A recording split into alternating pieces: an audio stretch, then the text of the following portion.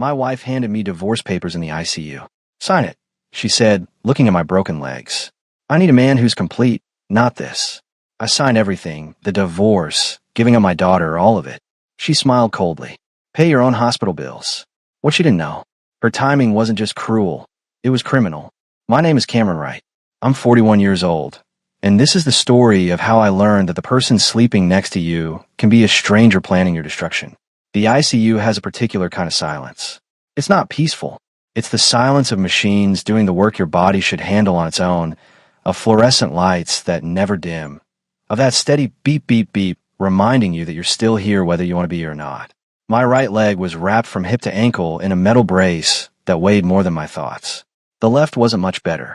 The semi-truck had made sure of that when it T-boned my pickup at the intersection of Route 9 and Miller Street 3 days ago. The orthopedic surgeon had been careful with his words that morning. You'll walk again, Mr. Wright, he'd said, adjusting his glasses. But it's going to take time. Surgery, physical therapy, patience. Time. The one thing I thought I had plenty of. I was wrong. I heard footsteps before the door opened. Not rushed, not hesitant. Confident. The kind of steps that belong to someone who's already made up their mind about how the conversation will end. The door swung open, and there stood Kendra, my wife of 14 years. Her hair was perfect, pulled back in that way she wore it for important meetings. Her coat was pressed. Her face was composed, like she was walking into a business presentation instead of her husband's hospital room. In her hand was a manila envelope and a pen attached with a thin black cord. She didn't ask how I was feeling. She didn't look at the machines, at the 4 lines snaking into my arms, at the bruising that spread across my chest like spilled ink. She pulled a chair close to the bed and sat down, careful not to wrinkle her coat. Then she placed the envelope on the small table beside me, right next to the cup of ice chips the nurse had brought an hour ago. Sign these, Kendra said, sliding papers out with practiced ease. Her voice was flat, businesslike. I can't do this anymore. I stared at her, waiting for something. An explanation. An apology. Anything that acknowledged the 14 years we'd spent building a life together. Instead, she pushed the papers closer. Sign what? I managed, though part of me already knew. Divorce papers, she said, like she was ordering coffee. And this. She tapped a second document underneath. Voluntary relinquishment of parental rights for Camila. The words hit harder than the truck had. Our daughter, 10 years old. The kid who still wrote me notes and left them on my training manuals. You want me to give up Camila? My voice sounded strange, hollow. Kendra's eyes flicked to my legs, then back to my face. Look at yourself, Cameron. You think you can take care of a child like this? I need someone who can actually function. Someone whole. She paused, and her next words came out cold and measured. I want a man who's complete, not someone who's going to be a burden. I looked down at my legs. The white sheets. The metal braces. The reality of months of recovery ahead. My hands were shaking, partly from the medication, partly from something else I couldn't name yet. Where is she? I asked. Does Camila know I'm here? Kendra waved her hand, dismissively. I told her you had to go away for work. No point in traumatizing her with all this. Something cold settled in my chest. Not anger. Not yet. Recognition. When something confirms what you've suspected but refuse to admit, it stops being painful and starts being useful. I reached for the pen. My hand trembled as I gripped it, but I steadied it against the paper. I read through the documents. Divorce. Full custody to Kendra. Relinquishment of parental rights. The date printed at the top was today's date. She'd had these ready. Here's the thing they don't tell you about moments like this. Sometimes the only way forward is through. Sometimes you sign because you need them to think they've won. I wrote my full legal name, but I made one small change. Cameron J. Wright instead of Cameron James Wright. My middle initial only, when I always use my full middle name on legal documents. A tiny discrepancy. One that might matter later. When I finished, I handed the pen back and looked up. There. For a moment, Kendra looked surprised. Then her lips curved into something that might have been a smile if it had reached her eyes. Good, she said, gathering the papers quickly. This is better for both of us. She stood, adjusted her coat, checked her phone. Before she left, she turned back, and her next words landed like stones. Oh, and Cameron, you'll be paying your own hospital bills. I'm not covering this. She smiled then, cold and satisfied. Good luck. The door closed behind her with a soft click. I lay there, staring at the ceiling tiles, counting them the way you count breaths when you're trying not to drown. 1, 2, 3. The monitor beeped steadily beside me. The camera in the corner of the room kept its small red light blinking. The nurse's name was still written on the whiteboard by the door. Jenny Martinez, RN. I'd signed those papers, yes. But I'd also documented everything. The time on the monitor. The camera. The fact that I was still on pain medication. The way she'd stood there, coat perfect, voice cold, demanding I give up our daughter while I was strapped to a hospital bed. Kendra thought she just won. What she didn't know was that her timing, her words, her perfect composure, it was all evidence now. And evidence, unlike emotion, doesn't fade. I closed my eyes and let the medication pull me under. When I woke up again, I had calls to make. The phone felt heavier than it should when the nurse finally brought it to me. My fingers were stiff, clumsy from the medication, but I managed to unlock the screen. The first call I made was to Elliot Harrison. We'd known each other since college, back when neither of us had figured out what we wanted to do with our lives. He'd ended up in banking, compliance specifically, the kind of guy who asked questions first and never panicked. He answered on the second ring. Cameron? Jesus, I heard about the accident. How are you? I signed divorce papers an hour ago. I said, my voice steadier than I expected. In the ICU, while I'm on morphine. Silence on the other end. Not shock. Calculation. That's why I called him. Kendra brought them. Elliot asked. Walked in like she was closing a business deal. I replied.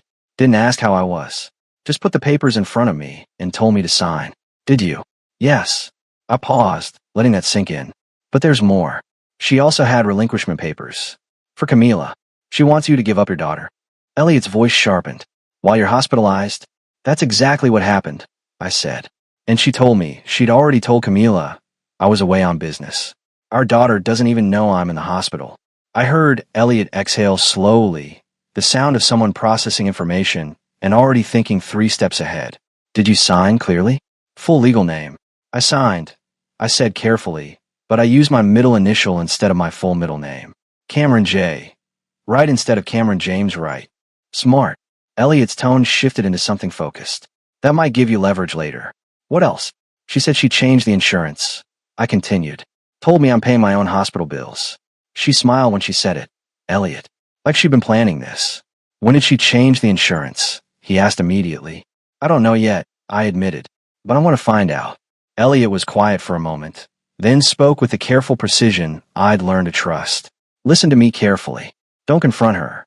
Don't warn her. Let her keep moving. Every move she makes now is a record. I'm going to make some calls. We need to see your bank accounts, any shared accounts, credit cards. Can you access your banking app? My hand shook as I opened the app on my phone. Yeah, I'm looking now. Tell me what you see, Elliot said. I scrolled through the checking account first. Balance looked normal. Recent transactions were familiar. Then I went deeper, checking pending items. There it was. A transfer scheduled for tomorrow morning. $5,000 to an account I didn't recognize. Listed vaguely as administrative expenses. Elliot, I said quietly, there's a pending transfer. $5,000. Tomorrow morning. I don't recognize the account. Take screenshots, he instructed. Right now. Make sure they're time-stamped. I did, my thumb moving across the screen mechanically. Anything else? Elliot asked. I dug further. Credit card statements. A new authorized user I'd never approved. There's someone authorized on our joint credit card. I said, I didn't do that. Cameron. Elliot said, his voice grave. She's not just leaving. She's been preparing this. How long have you been in the hospital? 3 days. Then she's been planning this longer than that. Much longer. Send me everything you just screenshotted. And, Cameron, get copies of your admission records. Every document. We're going to need them. After I hung up, I stared at the ceiling again. The machines beeped their steady rhythm. Somewhere in this city, Kendra thought she was ahead. Somewhere, my daughter believed I'd chosen work over her. But now I had proof. And proof, I was learning, was better than anger. Monica Reeves arrived the next morning with a leather portfolio and reading glasses that made her look exactly like what she was. A paralegal who'd seen every dirty trick in the divorce handbook. Elliot had called her, and she'd agreed to come personally. That told me he'd explained how bad this was. Mr. Wright, Monica said, settling into the chair beside my bed. Elliot, fill me in. I've been doing this for 26 years, and what your wife did yesterday ranks in the top 5 most brazen things I've seen. She opened her portfolio. Let's talk about your business. Tech Skills Certification Center, I said. I founded it 8 years ago. I'm the lead instructor, handle all the technical training, client relationships. And who's listed as the owner? Monica asked, though her tone suggested she already knew. Kendra. The word tasted bitter. She convinced me 5 years ago to register it under her name. Said it would be better for taxes, for liability protection. I trusted her. Monica nodded, making notes. Let me guess. She's listed as owning 51%. How did you know? Because it's a common setup for what comes next, Monica said. She has controlling interest, which means legally, she can make decisions about the business without your approval. She looked up. Has she made any unusual business decisions recently? File any paperwork? I thought back, my mind working through the medication fog. 3 weeks ago, she said she needed me to sign some routine administrative documents. Insurance updates, she called them. Do you remember what they said? I skimmed them, I admitted. I was preparing for a major certification course. Had 40 students enrolled. I trusted her to handle the paperwork side. The reality hit me. She could have been filing for anything. Elliot's already requested copies of any recent business filings, Monica said. But Cameron, you need to understand something. If she's got controlling interest and has filed the right documents, she could be positioning to remove you entirely from your own company. My hands tighten on the bed rails. While I'm in the hospital. While you're in the hospital, Monica confirmed. It's ruthless, but it's not illegal if the paperwork is structured right. However, she leaned forward. The timing matters. A judge might look unfavorably on someone making major business moves while their spouse is incapacitated. I closed my eyes, thinking about the students who trusted me, the reputation I'd built, the certifications I'd spent years developing. What else did Elliot find? He's tracking 3 credit cards that were opened in your name over the last 4 months, Monica said. Total balance of $47,000. Charges for things like luxury hotels, restaurants, shopping. Nothing that looks like business expenses. I didn't open those cards. I know, Monica said, but they're in your name, which means in the divorce, Kendra can argue their marital debt that should be split 50-50. The anger that had been simmering started to build into something hotter, more focused. She's trying to bury me. She's trying to bury you. Monica agreed. But here's what she doesn't know. That signature you gave her yesterday, the one with just your middle initial, that's going to be our opening. And the fact that you were on documented pain medication when she demanded you sign relinquishment papers for your daughter. She smiled grimly. That's going to be our weapon. After Monica left, I requested my phone again and pulled up the school district website.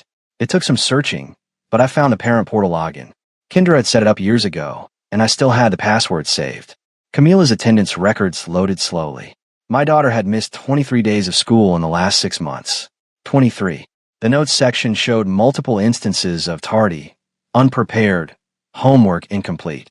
My 10-year-old daughter, who'd never missed more than a handful of days, was falling apart. And Kendra hadn't said a word. I took screenshots of everything, my jaw tight. Then I sent them to Monica with a simple message. More evidence. The physical therapist arrived an hour later. Young, determined, the kind who didn't accept excuses. We're going to try standing today, she announced. It hurt worse than anything I'd felt since the accident. Fire shot through my legs, my hips, my spine. But I gripped the rails and held myself upright for 10 seconds.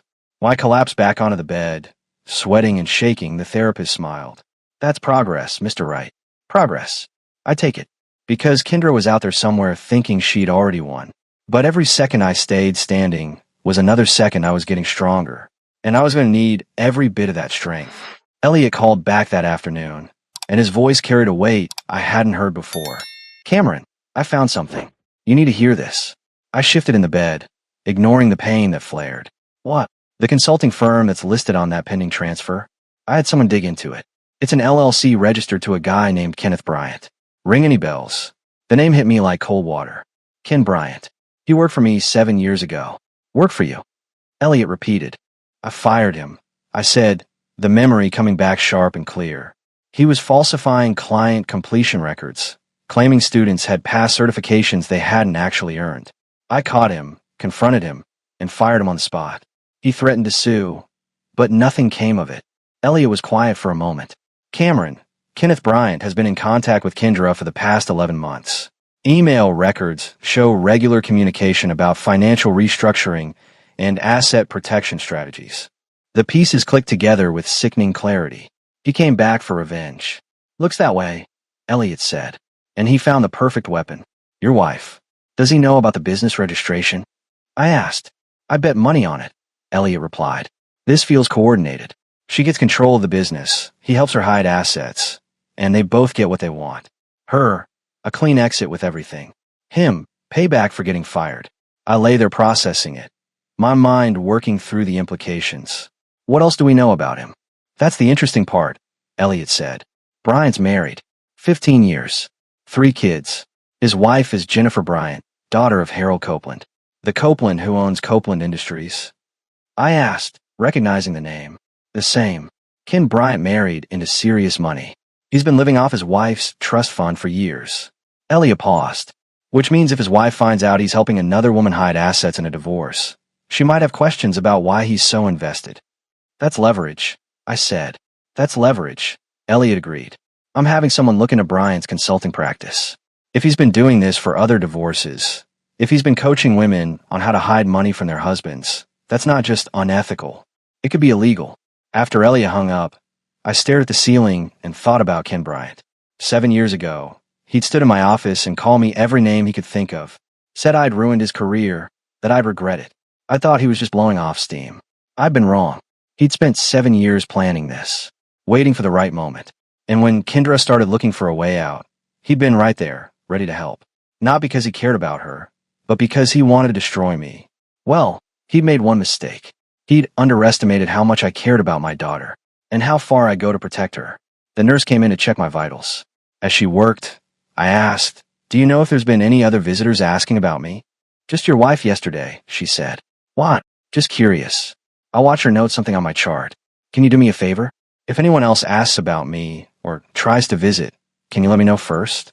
She studied my face for a moment, then nodded slowly. "I'll make a note in your file." After she left, my phone buzzed. A text from a number I didn't recognize. "Dad, it's me. I borrowed a friend's phone. Mom said you're too busy to talk. Are you really away for work? Camila." My hand shook as I typed back. "Sweetheart, I'm not away for work. I was in an accident, but I'm okay. I'm in the hospital.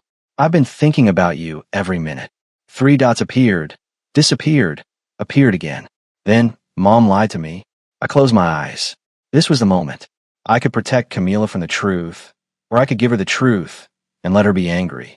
But anger, I was learning, was better than confusion. "Yes, I typed." She did. "But I'm going to fix this. I promise." The reply came fast. "Can I call you?" "Yes. Anytime. Use this number." My phone rang 10 seconds later, and I heard my daughter's voice, small and scared and so achingly familiar it made my chest hurt. "Daddy, I'm here, Cammy," I said. "I'm right here." The private investigator's report arrived by email 2 days later. Monica had recommended him, a former cop named Ray Kowalski who specialized in divorce cases. What he found made my blood run cold. Kendra had been renting an apartment across town for the past 8 months. Not a small place either. 2 bedrooms, parking garage, upscale building. Monthly rent of $20 to $100, all paid from our joint savings account under vague descriptions like office supplies and business expenses.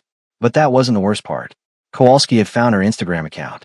Not the one I knew about, the family-friendly one with pictures of Camila's soccer games and our vacation photos. This was a different account, registered under her maiden name, Kendra Ross. The photos told a story I'd been too blind to see.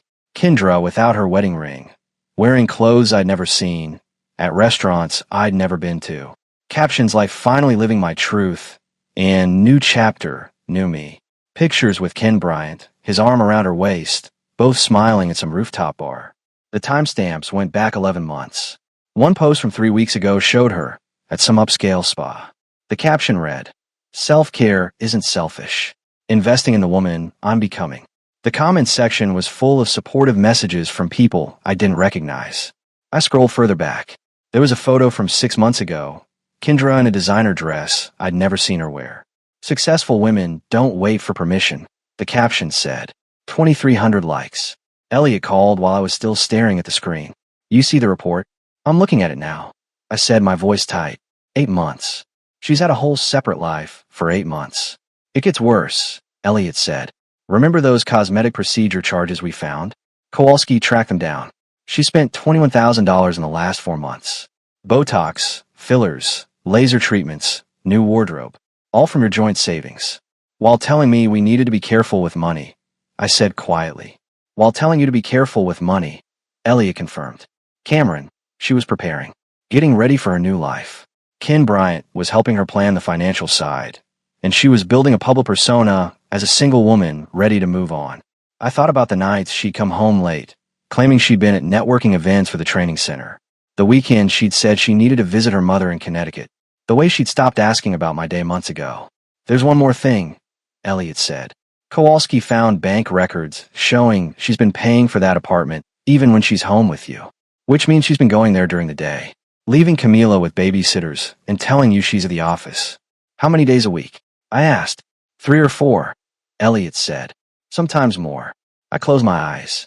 My daughter had been abandoned in plain sight while Kendra built her exit strategy. Send everything to Monica, I said. Every photo, every receipt, every timestamp. I want it all documented. After the call ended, I looked at one more photo on Kendra's hidden Instagram. It was from 2 weeks ago, before my accident. She was holding a champagne glass, smiling at the camera. The caption read, "The best revenge is a life well lived." Revenge? Against what? Against me? Against our marriage? Against Camila? My daughter called again that evening. We've been talking every night since that first call. Dad, when are you coming home? Soon, sweetheart, I promised. The doctors say another week or 2. Mom says I can't visit you. Camila's voice was small. She says hospitals are dangerous for kids. Cammy, when I get out, we're going to spend so much time together, I said. I promise. After we hung up, I stared at the ceiling.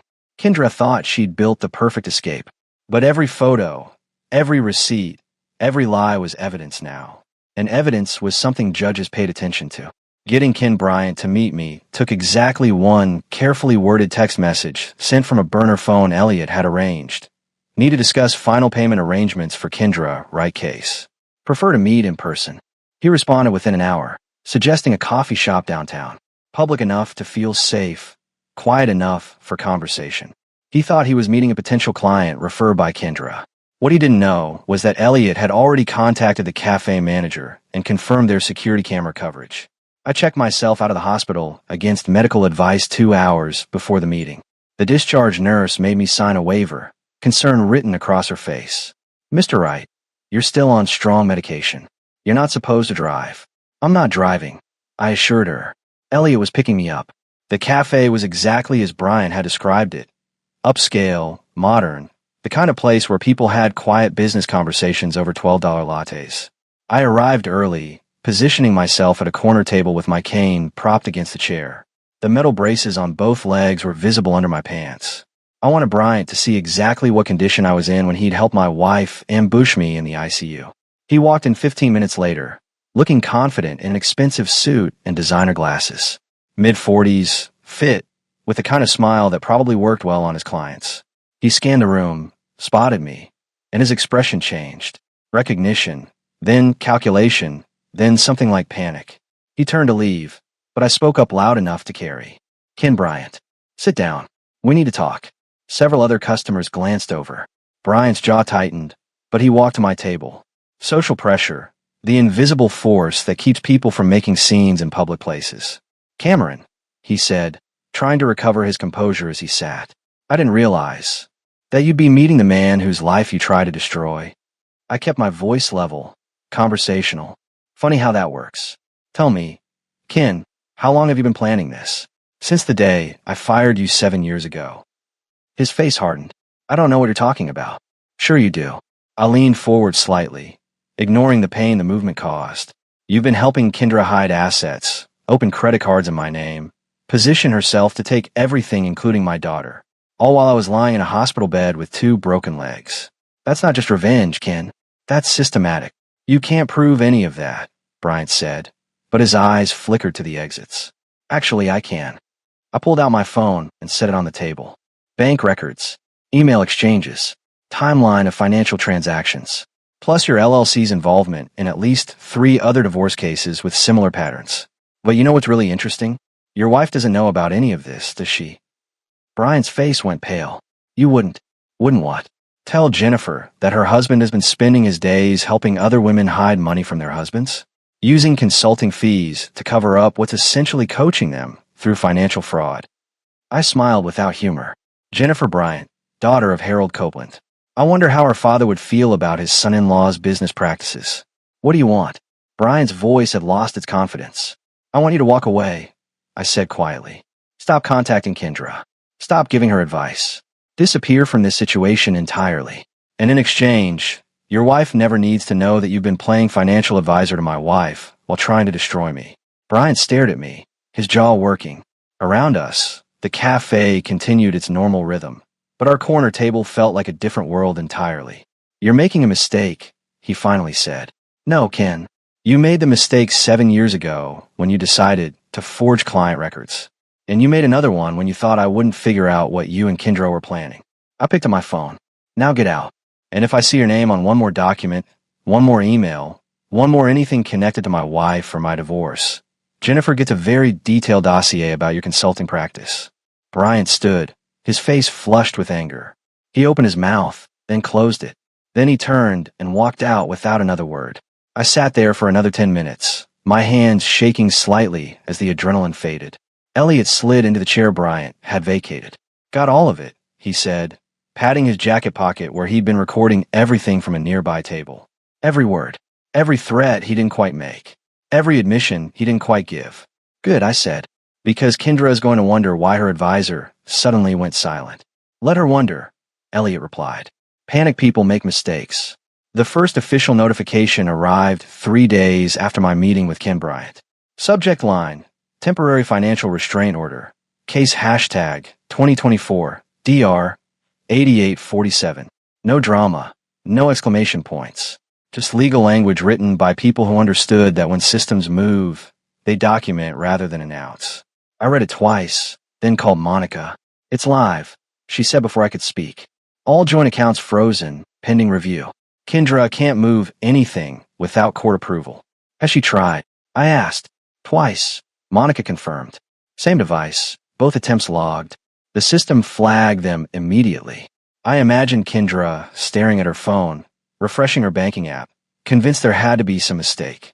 People who've always had access confuse it with entitlement. When it disappears, they take it personally. What about the business? I asked.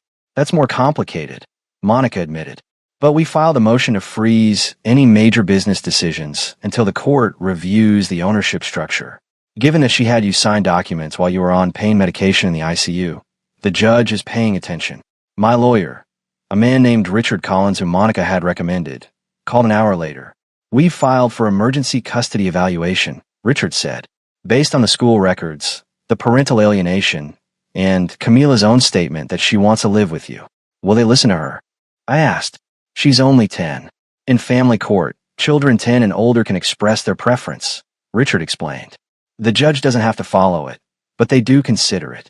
Combined with your wife's documented neglect, 23 missed school days, the lying about your hospitalization, it builds a strong case. That afternoon, hospital billing called. Mr. Wright, this is Denise from Patient Accounts. Your insurance coverage has been provisionally reinstated while the matter is under review. Provisionally? I asked. It means any charges incurred during your stay will be processed according to your original policy terms, Denise explained. The insurance company is investigating the timing of the changes made to your coverage. Another door closing quietly behind Kendra. Another part of her plan falling apart. Monica called again that evening. Kendra's attorney reached out. She wants to negotiate. Already, I hadn't expected movement this fast. She's panicking, Monica said with satisfaction. Ken Bryant stopped returning her calls. Her bank accounts are frozen, and now she's facing a custody evaluation where her own daughter is going to tell a judge she doesn't feel safe with her mother. She thought she had everything planned perfectly. What's she offering? I asked. Split custody, no financial penalties, shared business ownership. Monica paused. It's a significant climb down from demanding you relinquish all parental rights. Tell her no, I said. She wanted to erase me from Camila's life while I was fighting to walk. Now she wants to negotiate. No, we go to court, and we let the evidence speak. Good, Monica said, because judges remember parents who abandoned their spouse in the ICU. The custody evaluation took place in a small office that tried too hard to look friendly. Soft lighting, comfortable chairs, children's drawings on the walls. The evaluator was a woman named Dr. Patricia Simmons who'd been doing this work for 15 years. She'd already interviewed Kendra, reviewed the school records, and spoken with Camila's teachers. Now it was my turn. Mr. Wright, Dr. Simmons began, settling into her chair across from me. I've reviewed your case file. Can you tell me about your relationship with your daughter? I told her about the bedtime stories, the homework help, the way Camila used to leave me notes on my training materials. I explained the technical certifications I taught, how I'd always made sure to be home for dinner, how Camila and I had our Saturday morning tradition of making pancakes together. And you weren't aware she was missing school? Dr. Simmons asked. I had no idea, I said. Kendra handled the school communications. She told me everything was fine, that Camila was doing great. I trusted her. The admission still stung. I trusted my wife to tell me if our daughter was struggling. Dr. Simmons made notes. Your wife says you were often absent due to work commitments. I teach technical certification courses, I explained. The schedule is structured. Classes run Tuesday through Thursday, 9 to 5. I'm home every evening and all weekend.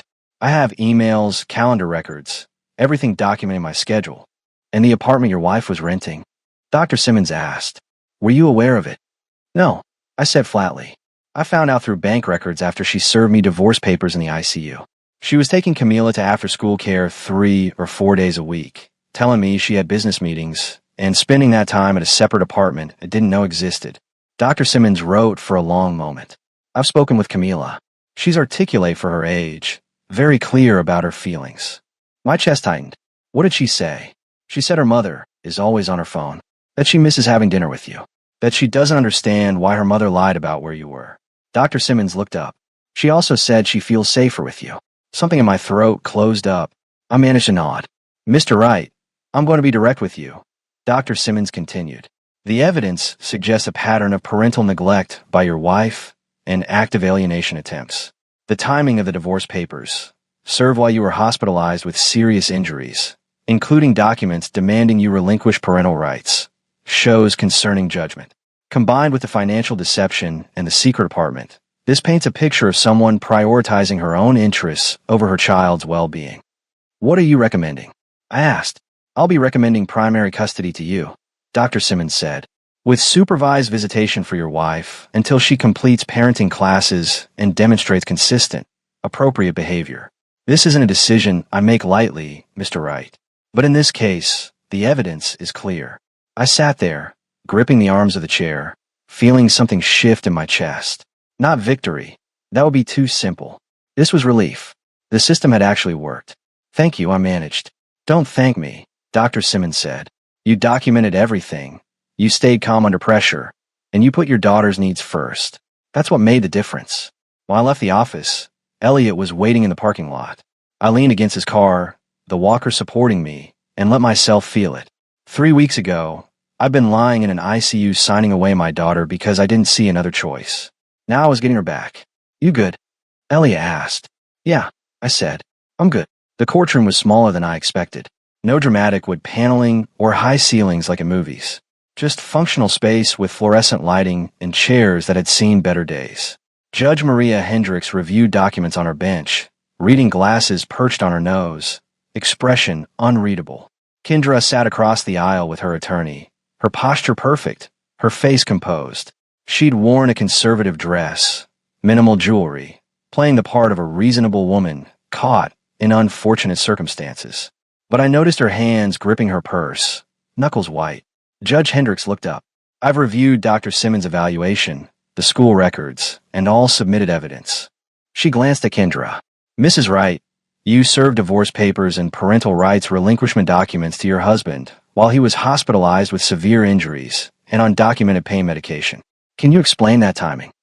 Kendra's attorney started to speak, but the judge held up her hand. I asked Mrs. Wright. Your Honor, I was overwhelmed, Kendra said, her voice steady. I wasn't thinking clearly about the timing. I just knew the marriage was over.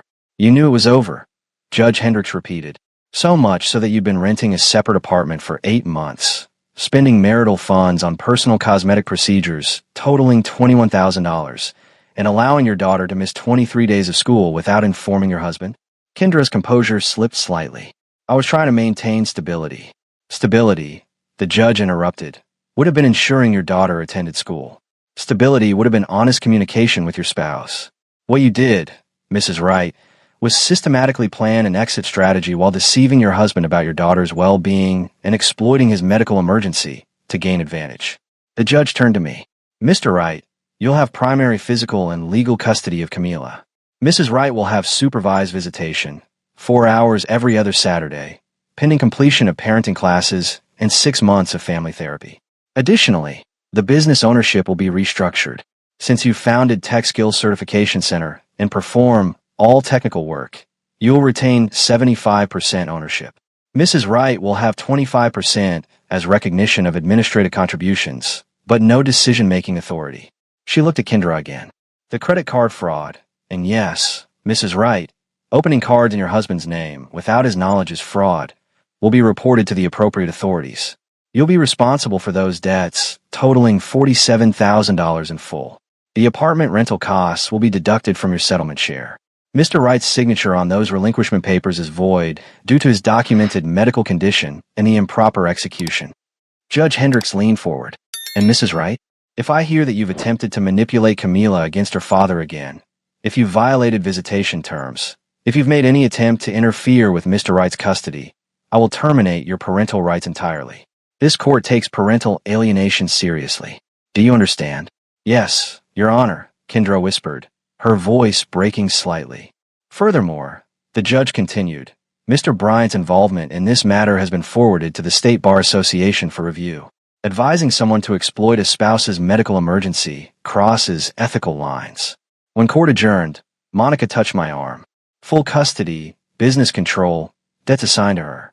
You won everything that mattered. I looked across the room at Kendra, who sat frozen, her attorney speaking urgently beside her while she stared at the table. I didn't feel triumph. I felt tired, relieved, and ready to move forward. No, I said quietly. Camila won. That's what matters. Outside, Elliot was waiting. How do you feel? Like I can finally breathe, I admitted. For the first time in months. 18 months later, I stood in the parking lot of Riverside Elementary, watching Camila walk out with her class. She spotted me immediately, her face lighting up the way it used to before everything fell apart. She ran over, backpack bouncing, ponytail swinging. Dad, guess what? I got an A on my science project. Mrs. Henderson said it was the best in the class. That's my girl, I said, pulling her into a hug. My legs barely ached anymore, just a dull reminder when weather changed. Physical therapy had done its job. I'd finished my last session 3 months ago, walking out on my own 2 feet with nothing but gratitude for the therapist who'd pushed me when I wanted to quit. The business was thriving. Without Kendra's administrative expenses, her secret apartment, shopping sprees, and $21,000 in cosmetic procedures, Tech Skills Certification Center had expanded rapidly. I'd hired 2 new instructors, leased a larger facility, and just signed a major contract with a tech company for comprehensive employee certification training. Revenue had doubled. Ken Bryant had quietly divorced. Jennifer had discovered his consulting practice's real nature and decided her father's money was better spent elsewhere. The state bar investigation had resulted in a formal censure. Last I heard, he was working retail somewhere in Connecticut, his reputation destroyed. Kendra used her supervised visits sporadically. She'd completed the required parenting classes, but seemed more interested in maintaining appearances than actual parenting. Her Instagram account, both of them, had gone silent. Camila was doing better, back to perfect attendance, her grades improving steadily, her confidence returning day by day. Can Jenny come over for dinner? Camila asked as we walked to the car. Jenny Martinez, the ICU nurse who'd helped me that first terrible day. We'd started talking during my follow-up appointments. Coffee leading to dinner, leading to something that felt solid and real. She understood what I'd been through because she'd witnessed it firsthand. She's already planning it, I said. Said something about making her famous lasagna. Camila grinned. She's really cool, Dad. I'm glad you met her. She actually listens when I talk about stuff. Me too, sweetheart. She's special. That evening, sitting around the dinner table with Camila and Jenny, listening to my daughter excitedly explain her science project about renewable energy and solar panel efficiency, I realized something profound. Kendra had tried to reduce me to a problem she could walk away from. She'd seen my broken legs and decided I was finished, used up, no longer worth the effort. She'd been catastrophically wrong about what mattered. Strength wasn't about never falling. It was about getting back up, documenting every step, and fighting for what was worth fighting for. It was about choosing patience over rage, evidence over emotion, and love over revenge. Dad, you're not listening, Camila said, waving her hand in front of my face. I'm explaining the important part about energy conversion. Sorry, Cammy. Tell me again about the solar panels. As she launched into her explanation with enthusiasm, Jenny caught my eye across the table and smiled. Not everything broken stayed broken. Some things healed stronger than before. Some relationships built on truth lasted longer than those built on convenience. And some battles, the ones you fought with patience and evidence and unwavering focus, those were the ones you actually won. This wasn't about revenge. It never had been. It was about protecting my daughter, reclaiming my life, and proving that quiet strength beats loud cruelty every single time. Looking at Camila's animated face as she talked about photovoltaic cells and energy efficiency, I knew I'd made the right choices. Not the easy ones. Not the ones that felt good in the moment. The hard ones. The patient ones. But the right ones. And that made all the difference in the world.